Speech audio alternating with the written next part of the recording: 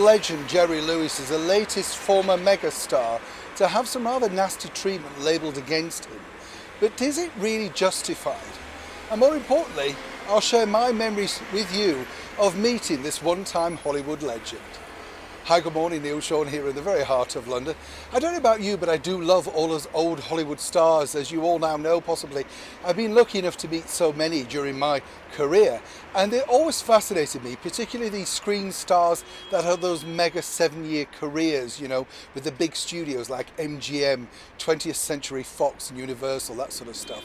But the latest star, sadly, to get the negative treatment is none other than the former Hollywood funny man, Jerry Lewis. Now, sadly, we lost Jerry in 2017 at the ripe old age of 91, and it's gone on record that he was a rather difficult person to live with, to be married to, and more importantly, the way he treated his children. But I often think about this, you know, really, it's very nice, if you like, that they wish to discuss elements of their private life in the media, but is it really anybody's business but the private life of those involved?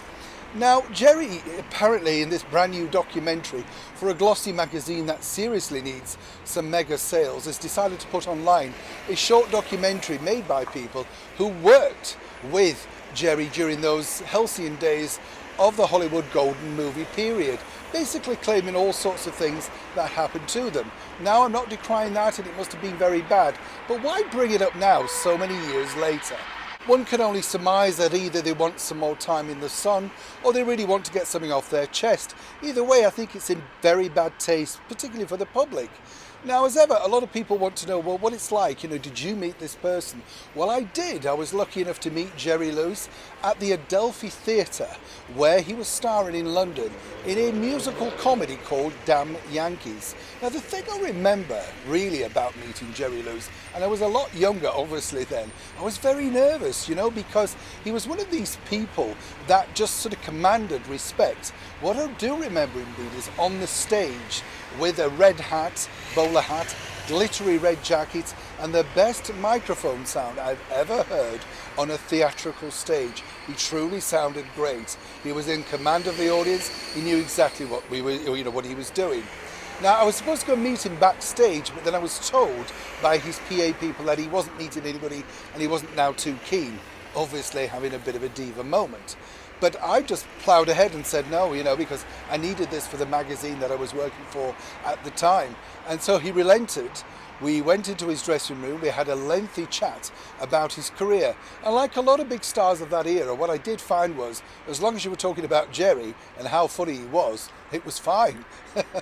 And I wanted to know all sorts of things. As a lot of people know who watch this channel, I was also lucky enough to meet the son of Jerry's former partner, Dean Martin Jr., otherwise known as Ricky Martin. No, not that one, the other one. But it was interesting because obviously Ricky had very fond memories of Jerry himself, and he said that Dean was upset that they fell out. It wasn't really something that they both wanted to do, it just happened over a period of years. What was Jerry like off camera? Typically remote, a typical sort of comedy king, but more importantly gave his all on stage to the audience. And interestingly to note, while he was seen a little bit grumpy before I'd gone in, as we left and exited the stage door of the Adelphi Theatre in the heart of London, he did sign lots and lots of autographs and pose for lots of pictures. So he knew the value of the publicity and, more importantly, his public who had put him there. As he said, he came to England in the late 50s to star with his pal at the time, Dean Martin, at the London Palladium. It didn't go down particularly well. It wasn't a huge success. And it was actually in the provinces like Glasgow, Manchester, Leeds, Bristol, that sort of places where they went touring, that truly enjoyed the Lewis Martin vaudeville style comedy. And for that, he was eternally grateful to the United Kingdom. My thoughts on that particular documentary?